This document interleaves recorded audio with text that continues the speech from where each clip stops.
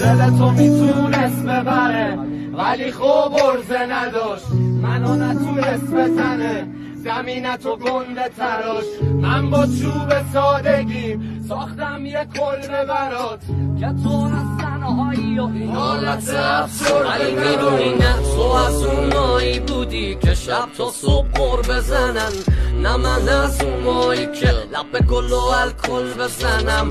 ولی خب الان کلافم، من عباس سرفه زدم، میمالم من که یه تنهایی و در کل بزنم. از دیگه پیدات نشه طرف من که خب از تو مهمتره هدف من. از بستر تو عربت زدم که سرم درد میگرفت از سر شب.